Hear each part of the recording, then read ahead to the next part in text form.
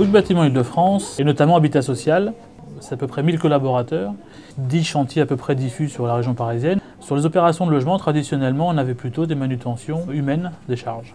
Tout d'abord parce que la typologie des opérations est très variable, entre du R+2, du R+4, du R+8.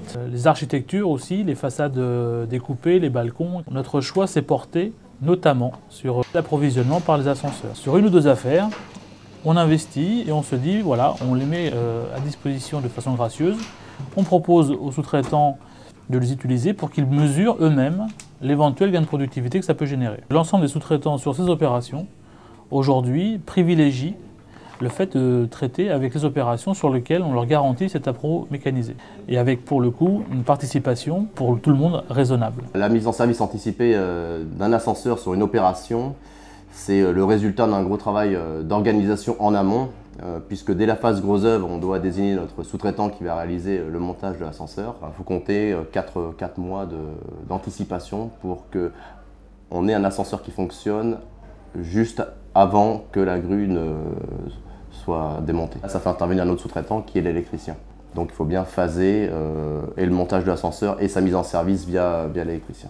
Il est indispensable pour mettre en fonctionnement l'ascenseur d'avoir une télésurveillance. Moi j'ai pour habitude de commander les lignes d'ascenseur dès le démarrage du chantier. Kone développe actuellement la possibilité d'avoir cette mise en service garantie par un système GSM. On remercie les ascensoristes qui se sont associés, notamment Kone qui nous a vraiment aidés sur le sujet, en admettant que leur machine pouvait être utilisée pour monter des matériaux, ce qui a supposé ensuite de voir les problèmes en face, protection des cabines en cours d'opération, et ensuite pouvoir remettre en état ce qu'il faut remettre en état. Dernier point, garantir au maître d'ouvrage de quand même livrer un appareil dit neuf, avec des garanties qui vont avec. En amont, on prépare un plan d'installation de chantier spécifique à l'approvisionnement. Les camions déchargent les matériaux. Ensuite, on a créé un cheminement dédié aux chariots électriques jusqu'aux entrées de chacun des halls, 3 halls, donc on a 3 ascenseurs qui ont été mis en service anticipé. Le chariot électrique qui est en phase de test chez nous actuellement permet de manutentionner des charges allant jusqu'à 500 kg. Avant on montait tout par l'escalier,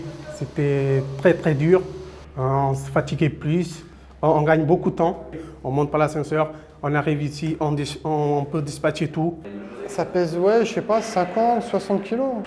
Radiateur, baignoire, bac à douche, meubles d'évier, tout ce qui est plomberie.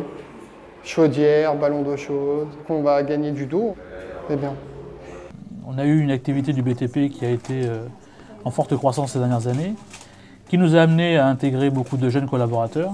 Je pense que ces jeunes collaborateurs sont beaucoup plus aptes à comprendre que cette mécanisation, de toute façon, c'est une question de temps, mais que globalement, elle est en passe d'être en place sur toutes les opérations.